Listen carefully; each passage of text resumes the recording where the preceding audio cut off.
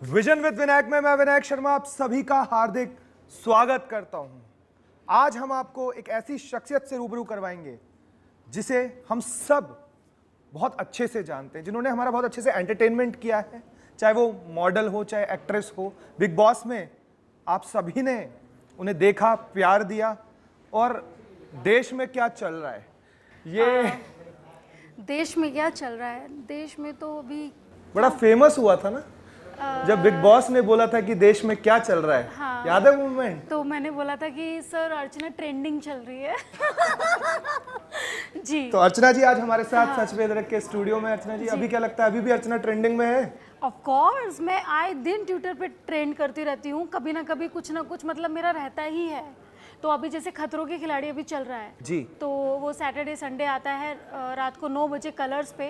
तो काफ़ी लोग मुझे पसंद कर रहे हैं, मेरे स्टंट को पसंद कर रहे हैं जी। तो मतलब कुछ ना कुछ मतलब टचवुड जब से बिग बॉस से निकली हूँ कुछ ना कुछ चल ही रहा है। और अभी जैसे कि मेरा गाना आया है एसी लगवा दे बालमा जी। तो वो भी अभी ट्रेंड में चल रहा है जी। और काफ़ी ज़्यादा मतलब हाइप पे है। तो अर्चना आप लोगों का अलग से ध्यान आकर्षित कर लेती हैं, है ना, ये नेचुरल है या कुछ करना पड़ता है? मुझे ऐसा लगता है मेरी आंखों में है ऐसा, आंखों में ऐसा कुछ है? है ना। हाँ। मुझे भी किसी ने बोला कि अर्चना तुम्हारे अंदर ना वो बात है कि कोई भी होगा वो अट्रैक्ट हो जाएगा, बट मुझे नहीं पता क्यों। केवल आंखों को शायद होगी। आई डोंट नो, क्योंकि मैं क्या करती हूँ कि मुझे ऐसा लगता है कि अगर आप रियल हो या आप जेन्युइन हो तो आप ना आंखों से आंखें मिला के बात करोगे। अगर आपके दिल में थोड़ा सा भी खोटे हैं तो आप कैसे बात करोगे? हाँ हाँ, ये आंखें चुराओगे तो मुझे वो पसंद नहीं है। आप हमेशा आंखों से आंखें मिलाकर बात course. करते हो, इसका असर लोगों के दिलों पे पड़ जाता है। पूरा। आप मॉडल भी हैं, जी। आप एक्ट्रेस भी हैं, हाँ। आप पॉलिटिशियन भी हैं। जी। सबसे ज्यादा क्या एंजॉय करते हैं? सबसे ज़्यादा देखो पता है, जब मैं पॉलिटिक्स में मतलब मैंने इलेक्शन लड़ा था तो वो दौर भी मैंने बहुत इन्जॉय किया, क्योंकि उसमें जो नया एक्सपीरियंस था मेरे लिए। मुझे नहीं पता था क्या चीज़ें मेरे साथ हो रही है। सडनली मेरा टिकट मिलना और सडनली मतलब एमएलए का इलेक्शन लड़ना, और पता भी नहीं था पावर क्या होती है, कुछ भी नहीं पता था। बस था कि ठीक है कोशिश करनी है। मैंने ऐसा भी नहीं है कि जीतना है, कोशिश करनी है, क्योंकि हर इंसान एक बार चलने के बाद चल नहीं जाता, गिरता है फिर चलता है। तो उस टाइम पे मैंने जब लोगों से देखा ना कि लोग कितना प्यार कर रहे हैं, बुजुर्ग लोगों की क्या प्रॉब्लम्स हैं और औरतों की क्या प्रॉब्लम्स है, बच्चों की क्या प्रॉब्लम्स है, युवाओं की प्रॉब्लम्स क्या है और बेरोजगारी वालों की प्रॉब्लम्स क्या है, तो मैंने सबकी प्रॉब्लम्स को सुना, पढ़ा और जोर लगाया। तब मैंने डिसाइड कर लिया कि हाँ कुछ तो बनना है। फिर उसके बाद मेरे लाइफ में आया बिग बॉस। बिग बॉस में जैसे मैं गई थी तो वहाँ पे लोगों ने मुझे इसी वजह से पसंद किया कि मैं मुंह फट हूँ, मैं मुंह पे बोलती हूँ, कुछ गलत चीज़ मैं बर्दाश्त करती ही नहीं हूँ, मुझे झूठ बिल्कुल भी बर्दाश्त नहीं है, ठीक है। तो वही चीज़ें थी मतलब कि फिर उसके बाद जब मुझे पता चला कि जनता ने मुझे एंटरटेनमेंट में ज़्यादा पसंद किया तो मैंने पॉलिटिक्स से कुछ टाइम के लिए ब्रेक ले लिया कि अभी नहीं। अभी पहले था मेरा कि मैं एमपी से शादी करूंगी, ये करूंगी, बट अभी मैंने सोचा है कि नहीं, अभी मैं रुकती हूँ 5-10 साल पहले, अपना अच्छे से कामयाब हो जाती हूँ, इंडस्ट्री में एक नाम कमा लेती हूँ, उसके बाद शादी भी और पॉलिटिक्स भी 5-10 साल बाद करूँगी, ऐसा। मेरठ से आप आते हैं। मेरठ एक ऐसी सिटी हम कहें कि जहाँ पर एक बार परिवार को कन्विंस करना है कि मैं एंटरटेनमेंट फील्ड में जाना है, मुझे मॉडलिंग करनी है, बड़े चैलेंजेस हैं। आजकल की लड़कियों के सामने भी बहुत चैलेंजेस आते हैं। तो आपको क्या लगता है, क्या सलाह आप उन सभी को देना चाहते हैं कि सक्सेस की गारंटी कितनी है? अर्चना, आपको कितना प्रॉब्लम फेस करना पड़ा, या सच में जैसा दिखाते हैं कि ये अंधेरी दुनिया है? राइट। क्या सच्चाई है? देखो सच्चाई क्या है, मैं नॉर्मल परिवार वालों की मैं सच्चाई बताना चाहती हूँ।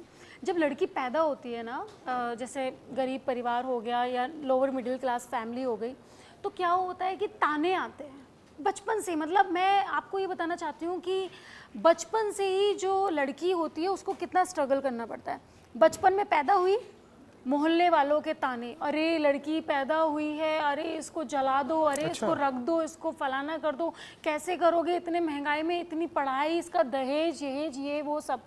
वहाँ से हुआ, फिर वो स्कूल जाने लगे, अरे क्यों पढ़ा रहे हो, क्या ज़रूरत है, शादी करके चले जाएगी ना, वेस्ट मत करो, घर में काम सिखाओ, बर्तन चौखा बर्तन करो। वहाँ पे लड़की का अपनी फैमिली से स्ट्रगल।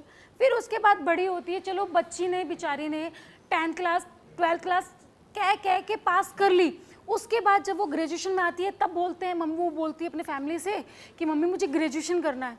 तो मोहल्ले वाले फिर उसको ताने देते हैं, अरे क्या करने की ज़रूरत है, हमें ना पढ़वाना तुझे, हमें ना तुझे आईएएस बनवाना है भैया, हमें ना डॉक्टर बनवाना है, चुपचाप घर का चोखा बाटी कर।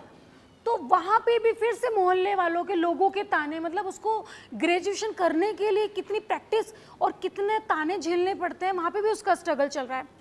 उसके बाद में क्या हो जाता है, 18 साल की लड़की हुई या 19 साल की लड़की हुई, एक्चुअली मैं बताती हूँ जिस कास्ट से मैं आती हूँ, मेरी तो 14-15 साल में ही शादी करने वाले थे। अच्छा। वो तो मैंने खुद अपने लिए लड़ी हूँ मैं कि भाई मुझे नहीं करना है। मतलब हमारे यहाँ पे क्या होता है कि 14-15 साल में लड़की की शादी कर देते हैं, जब कानूनी 18 कर रखा है गवर्नमेंट से झूठ बोल के, बोलने अच्छा, तो दो। अच्छा। गवर्नमेंट से झूठ बोल के कि उसकी डॉक्यूमेंट्स में ये झूठा करवा बनवा दे। के, हाँ, हाँ। गाँवों में क्या होता है कि आपकी 14 साल की लड़की की शादी हो जाएगी, गवर्नमेंट को कानों कान खबर नहीं होगी। अच्छा। तो ये सब चीज़ें होती है, ठीक है। तो उस चीज़ के लिए भी स्ट्रगल करना पड़ता है। मतलब लड़की की कोई जिंदगी नहीं है क्या? ये तो हो गई नॉर्मल कि उसको सब जगह स्ट्रगल करना पड़ा। उसके बाद में उसकी मर्जी के बिना उससे किसी लड़के से शादी कर दी जाती है। पता चलता है कि वो लड़का दारू पीता है या किसी के साथ अफेयर कर रहा है, कुछ कर रहा है, वो वहाँ पे बेचारी सदमे में हो जाती है। तो आप सोच लो ये स्ट्रगल। तो ऐसे ही मैंने लाइफ में स्ट्रगल किया कि मैं 11th क्लास में फेल हो गई थी। मेरे पापा ने बोला कि शादी कर दो, वैसे भी हमें कोई इंटरेस्ट नहीं है ना डॉक्टर बनाने में ना कुछ बनाने में, मतलब मेरे पापा का ऐसा था। बट मेरी मम्मी ने क्या है, मेरी मम्मी ने अपने सपने मारे थे। तो मेरी मम्मी मुझे कुछ देखना चाहती थी कि मैं कुछ भी बनूं।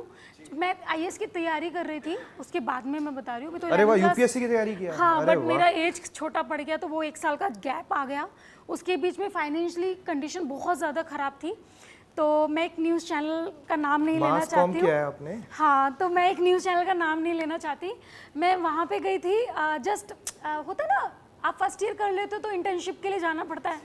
तो उन्होंने मुझे रिजेक्ट कर दिया मेरी आवाज़ को लेके। अरे मैं क्या कहूँ, भगवान ने मुझे आवाज़ दी है तो मैं उसमें कुछ नहीं कर सकती। और मैं बहुत खुश हूँ कि भगवान ने मुझे ये आवाज़ दी है।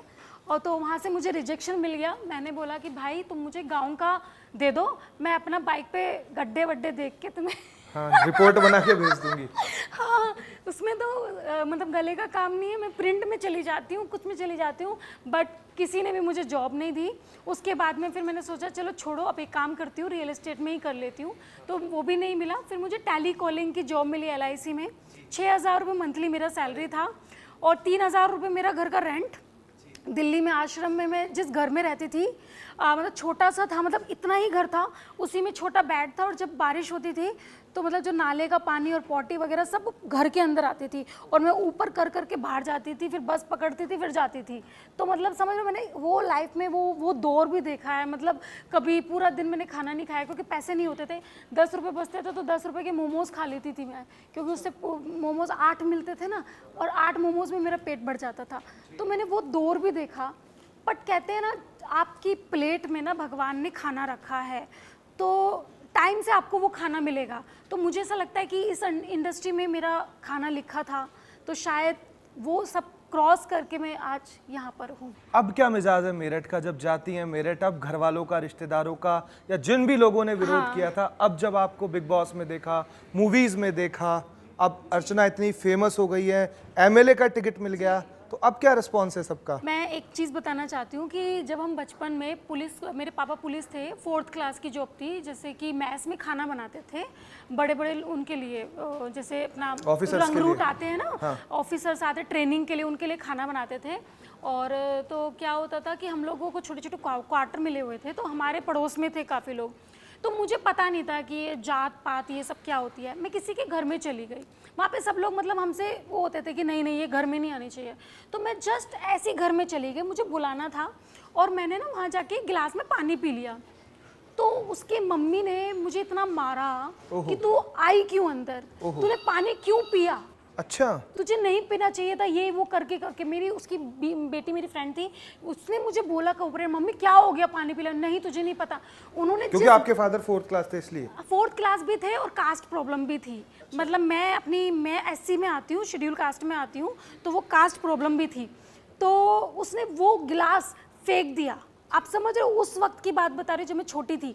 आज वही लोग मुझसे फ़ोन पे बात करते हैं, मेरी मम्मी के थ्रू या मेरे भाई के थ्रू, पता नहीं किससे सेल्फी, नंबर लिया, फोटो वगैरह और सब। हाँ, फोटो क्या, घर पे इनवाइट कर रहे हैं डिनर के लिए। तो आप सोचो, जब आप ग्रोथ करते हो ना, जब आप ऊंचाइयों पर होते हो, तो जो आपके पीछे के जो दोस्त हैं वो दोबारा आपकी लाइफ में आना चाहते हो। तो मुझे बहुत लगता है कि ये दुनिया फेक है क्या, मतलब क्यों ऐसा करते हो? स्वार्थ से मतलब भरी है। आज मेरी वो कास्ट नहीं रही क्योंकि मैं एक्ट्रेस बन गई हूँ। अरे भाई, मैं उसी परिवार की पैदाइश हूँ, मेरे पापा 4th क्लास में थे तो थे, उसमें मुझे कोई ऐतराज़ नहीं है भाई। मेरे पापा ने मेहनत की है जो मुझे बना दिया। मेरी मम्मी ने गहने गिरवी रखे थे, तब मैं मुंबई भागी थी घर से। तो मैंने लाइफ में चीज़ें की हैं स्टेप बाय स्टेप। बट आज वो लोग मुझे डिनर पे बुला रहे हैं। आप सोच रहे हैं, डिनर पे, जहाँ वो गिलास में पानी पिया था तो उसको फेंक दिया था। तो मुझे मतलब लगता है कि ओ माय गॉड, ये फेक दुनिया है। नहीं नहीं, ये पहलू हमें पता नहीं था और आज मतलब सभी को ये अलग रूप में Right, देखने ये को मैंने मिल कभी रहा। किसी से शेयर भी नहीं किया। हाँ, और ये क्योंकि अपने मैं ये सोचती हूँ, पता है, मैंने कभी लाइफ में अपना स्ट्रगल डीपली मैंने शेयर नहीं किया। मैं अगर सच बताऊँ, शेयर करने पे निकल जाऊँ ना, तो शायद कोई मतलब लाइक, मुझे पता है काफ़ी लड़के इंस्पायर होंगे इस चीज़ से, बट मैं सोचती हूँ कि मतलब मेरी जो पास्ट है ना, मैं उसको भूल के अभी मैं प्रेजेंट और फ्यूचर की तरफ ध्यान दूँ। क्योंकि पास्ट में हर किसी की लाइफ में प्रॉब्लम्स होती है, मेरी लाइफ में बहुत सारी प्रॉब्लम्स थी, तो अब वो सॉल्व हो गए, धीरे धीरे धीरे धीरे तरक्की हो रही है। नहीं नहीं, इसके लिए मैं आपको बहुत बहुत बधाई दूंगा कि इतनी सारी परेशानियों, मुसीबत और इस तरीके का व्यवहार जब आपके साथ हुआ, उसके बाद भी आपने हिम्मत नहीं हारी और आप लगे रहे। अच्छा, बिग बॉस की बात करते हैं। बिग बॉस हम देखते हैं, नंबर 1 टीआरपी शो है, हर व्यक्ति उसे देखना पसंद करता है।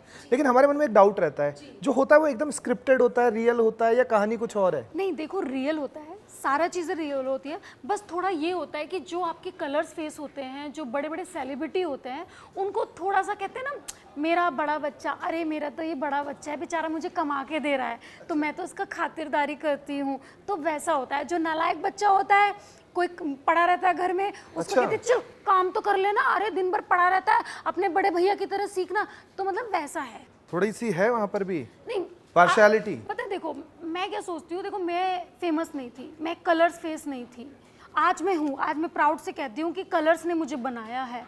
और सच में अगर कलर्स मेरी लाइफ में नहीं होता तो शायद मैं आज यहाँ पे नहीं होती। बट वो चीज़ें होती, जब मैं बिग बॉस के अंदर गई तब मैं कलर्स फेस नहीं थी, तो जो कलर्स फेस था उनको हाँ इम्पोर्टेंस दी जाती है। मतलब आप समझ रहे, देखो 24 घंटे में आपको 1 घंटे का दिखाया जाता है, तो उसमें पता नहीं क्या दिखाया जाता है क्या नहीं, जो चीज़ें होती है वही दिखाया जाता है। बट थोड़ा सा ये होता है ना, बड़ा बेटा छोटा बेटा, बड़ा बेटा अच्छा है, कमा के दे रहा है सारा चीज़ें, तो उनको अच्छे से दिखाना है। छोटा बेटा नालायक है तो ऐसा करो। तो क्यों मैं बिग बॉस में लड़ी हूँ? आपको पता है मेरे रियल में इतना ज़्यादा नेचर है, मैं ऐसा नहीं है, जो गलत करता है मुझे बहुत गुस्सा आता है, मैं बर्दाश्त नहीं कर पाती हूँ, चाहे कोई भी हो। चाहे कोई लड़का अगर किसी माँ को गलत बोलेगा तो उसको रैप्टे रैप्टे बजा दूंगी, तो मैं इतना ताकत रखती हूँ। बट क्या था कि अगर मैं वो सब चीज़ें नहीं करती, एंटरटेनमेंट नहीं करती, लड़ाई नहीं करती, अपने मुद्दे नहीं करती, तो शायद मैं टॉप 5 तक या टॉप 4 तक नहीं आती। उम्मीद मैं थी last शुरू में तक- कि टॉप 5 तक आ जाएंगे, या देखो दिल तो कहता था कि हाँ मैं आऊंगी, क्योंकि या मुझे जीतेंगे। पता था यार, सच बताऊं, दिल तो था जीतूंगी। फिर जब बाद में असलियत पता चली कि मैं लाइफ में कभी जीत ही नहीं सकती थी बिग बॉस, जब बाहर निकलने ऐसी के बाद- असलियत है कि असलियत जीत है, नहीं सकते? सकती थी अच्छा, किसी भी कीमत पे। सेट था। क्योंकि सेट नहीं था। पहली बात तो वोट होती थी और मेरे ना फैन फॉलोइंग थे ना कुछ था। नहीं, जबरदस्त आप फैन समझ- फॉलोइंग थी, आपको पता ही नहीं? नहीं, अभी बाहर आने के बाद हुई है। पहले जब मैं गई थी 3 लाख फॉलोवर्स थे मेरे इंस्टाग्राम पे, आज मेरे 1.7 मिलियंस हैं। तो वो मैंने बिग बॉस से ही बनाए हैं, तो वो था। हाँ ठीक है, बट वो होता है ना कि यार नोन है, कोई जानता नहीं है इसको, क्यों जिताएं। हाँ। या होता है, एक मेंटालिटी होती है चीज़ों की, बट मुझे नहीं पता क्या है क्या नहीं है।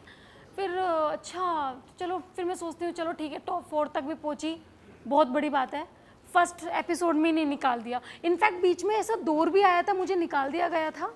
बट जब पता चला कि लोगों को मुझे देखने में बहुत मज़ा आ रहा था और हैशटैग चलने लगे थे ब्रिंग बैक अर्चना, और बहुत ज़्यादा लड़ाइयाँ हुई थी कि अर्चना को लाओ वरना हम बिग बॉस नहीं देखेंगे, तब प्राउड हुआ कि यार सच में मतलब इतना प्यार, और मम्मियाँ स्पेशल इतना प्यार, तो मज़ा आ गया। कॉन्फिडेंस लेवल बढ़ गया होगा पूरा, मतलब मुझे पता ही नहीं था तब, मुझे पता ही नहीं था बाहर क्या चल रहा था, क्योंकि मैं रो रही थी। मुझे एक कमरे में बंद किया हुआ था, बिना फ़ोन के, बिना किसी चीज़ के। इनफैक्ट रूम के अंदर भी गई थी तो मास्क लगा के गई थी, चश्मा पहन के गई थी, तो ऐसा था।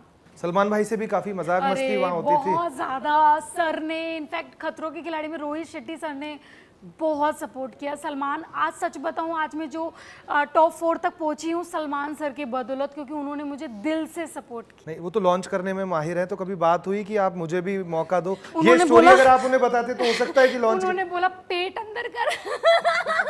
तो मैं सलमान सर, तब से मैं, जब से आपने बोला ना पेट अंदर कर, तब से मैं जिम कर रही हूँ कंटिन्यू, और मतलब पेट भी अंदर कर रही हूँ, और मतलब पूरा अच्छे से मैं एक्ट्रेस मटेरियल भी बन रही हूँ। मतलब आप कहना चाहेंगे कि अब अगली मूवी में आप देख सकते मैं हैं चाहती हूँ दबंग 4, 5? सलमान सर को कि सर ये नहीं बोलती कि लीड लो, बट हाँ सर अपनी बहन बहन का रोल चलेगा।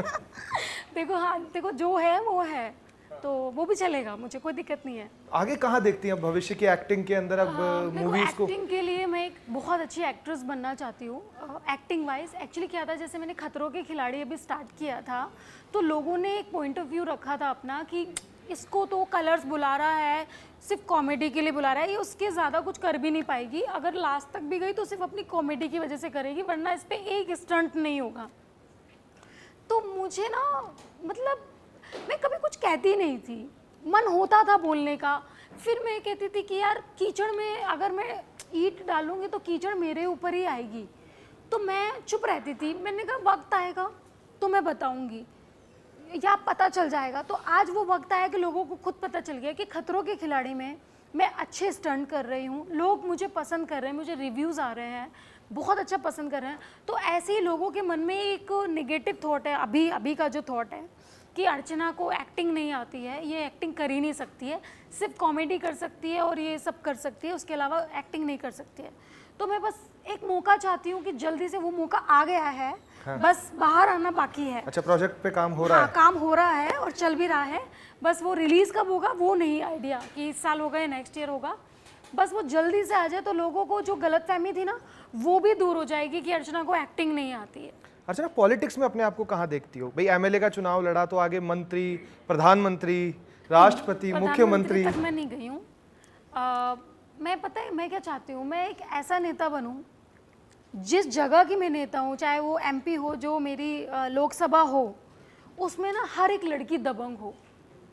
महिला सशक्तिकरण पे आपका? हाँ, मतलब अगर कोई गंदी नज़र से किसी लड़की को देखे ना, तभी मतलब इतनी पावरफुल लड़की हो कि तभी एक रैप्टा लगाए सबके साथ खींच के, और ऊपर से जो आसपास में उस लड़की को बचाने नहीं आ रहे उनके भी रैप्टे पे रैप्टे लगाए। मैं ये देखती हूँ। आपको पता है मेरे साथ एक मुंबई में इंसिडेंट हुआ था, उस चीज़ से मैं ये सीखी हूँ। मुझे किसी ने किडनैप कर लिया था और मुझे पता नहीं था, क्योंकि उस टाइम पे मैं छोटी थी, मुझे नहीं पता था ये पुलिस क्या होती है, आरबीआई क्या होती है, एसबीआई क्या होती है, मुझे कुछ नहीं पता था। तो मेरे को गाड़ी में बिठा दिया और मुझे ना बोलने लगे कि हम आपको छोड़ देंगे, आप अगर हमें 10 लाख रुपए दोगे।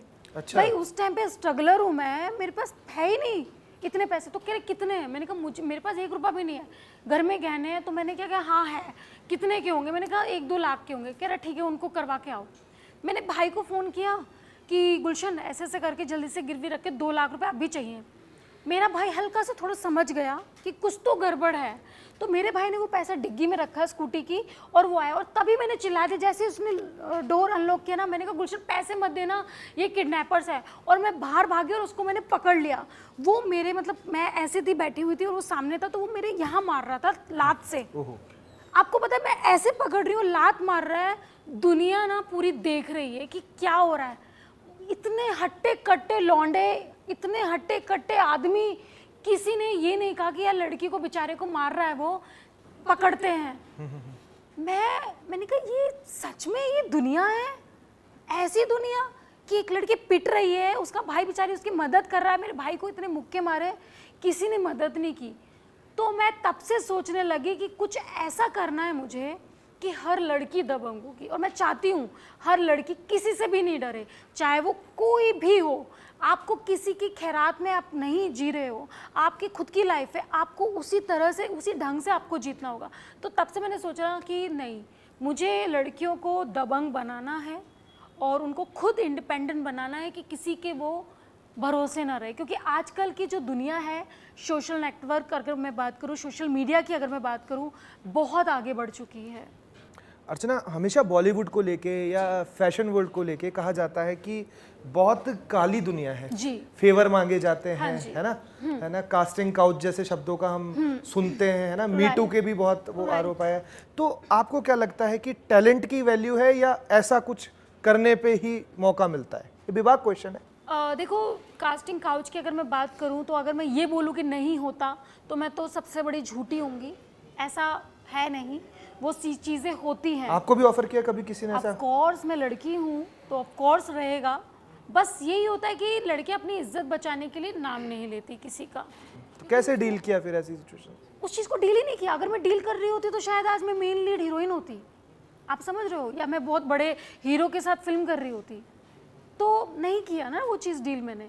तो वो चीज़ें होती हैं, लड़की की अपनी अलग अलग मेंटालिटी होती है। कोई लड़की बेचारी गलत चीज़ों में फंस जाती है, कोई लड़की सही रास्ते पे चली जाती है। तो ये सब चीज़ें होती है, मेरी लाइफ में भी हुआ। और ऐसा नहीं बोलूँगी कि मैंने गलती नहीं की, मैंने भी गलती की। मैं ठोकर खा के सीखी, फिर मैंने डिसाइड कर लिया कि नहीं, बहुत हो गया। फिर मेरी लाइफ में प्रियंका गांधी जी आई और प्रियंका दीदी ने मुझे टिकट दिया और आज उनके बदौलत मैं बिग बॉस में गई, क्योंकि मैं इतनी फेमस हो गई, मेरी इतनी कंट्रोवर्सी चीज़ें हो गई कि बिग बॉस ने मुझे ऑफ़र किया। और फिर टैलेंट, तो फिर जब एक बार टैलेंट दिखाने का अगर मौका मिल गया आपको, फिर तो भगवान भी नहीं रोक सकता। शादी के लिए कैसा लड़का पसंद करेंगे आगे, कि जीवन साथी कैसा हो? देखो, पहले मैं था कि एमपी पसंद करूंगी, बट अभी ऐसा कुछ नहीं है। सिर्फ एमपी होना चाहिए? हाँ, मतलब पहले मेंबर पार्लियामेंट होना चाहिए। परिणीति की तरह? बाहर आने के बाद पता चला मेंबर ऑफ पार्लियामेंट सारे बुड्ढे रहते हैं, एक ही यंग था राघव, वो भी बुक हो गया। सच में, वो जो बिग बॉस में मैं लोकसभा में बहुत है। नहीं, जो मैं बिग बॉस में एमपी करती थी ना, वो राघव के लिए ही बोलती थी मैं। अच्छा। हाँ, कि एमपी से शादी करूंगी, एमपी। उसके लिए, राघव के लिए मैं एमपी बनने की कोशिश कर रही थी, बट वो परिणीति ने बुक कर लिया। अच्छा, दिल टूट गया? दिल टूट गया। तो फिर एमपी मतलब पूरी पॉलिटिक्स को ही ठुकरा दिया? नहीं, पॉलिटिक्स को नहीं ठुकराया है, बस नहीं, मतलब कुछ टाइम के लिए स्टॉप कर दिया है। नहीं, हस्बैंड पॉलिटिक्स में ढूंढना, क्योंकि अभी उसके अलावा और कौन है यंग? अगर कोई बन जाए तो अभी अगी चॉइस में। मुझे तो लगी नहीं रहा, मैंने तो लिस्टें देखी थी, सब बुड्ढे बुड्ढे थे। तो फिर मैंने सोचा कि पता चला बिना शादी के रहूं, तो अभी जब भी 5 साल 10 साल बाद शादी करूंगी, क्योंकि 5 साल से पहले तो अभी मैं शादी नहीं करूंगी। 5 साल या 10 साल में जब भी शादी करूंगी, तब मैं सोचूंगी कि उस टाइम पे कौन है, क्या है, मतलब अच्छा हो, मतलब मुझे ना सच में प्यार करे। मेरे को ना पता, धोखा कोई देता है ना, मेरे को हर्ट होता है और मैं खुद में रोने लगती। अरे ऑफ कोर्स, धोखा खाया तभी तो प्यार नहीं करती मैं। अच्छा। हाँ। प्यार क्या है आपके हिसाब से, कि प्यार? देखो, प्यार ना मेरे लिए ना रिस्पेक्ट है। आप अगर किसी से सच में प्यार करते हो ना, तो फिर आप उसी के होके रह जाओ। फिर ना इधर उधर मत देखो कि ठीक है, तो आपको मटन भी खाना है, ये भी खाना है, चावल भी खाने, नहीं। पर आज के युग में ये संभव लगता है आपको? ऑफ कोर्स है, हर जगह है। आपको दाल मिली है तो नहीं, उसको दाल में खुश नहीं है, उसको मतलब चाहिए बिरयानी, उसको मटन चाहिए, सब चाहिए। तो मुझे वो नहीं चाहिए, मुझे दाल वाला ही चाहिए जो एकदम लॉयल हो। हाँ, कोई बात नहीं, फीकी दाल है, कोई बात नहीं, उसमें हम मसाले डालेंगे ना, वेट तो करो।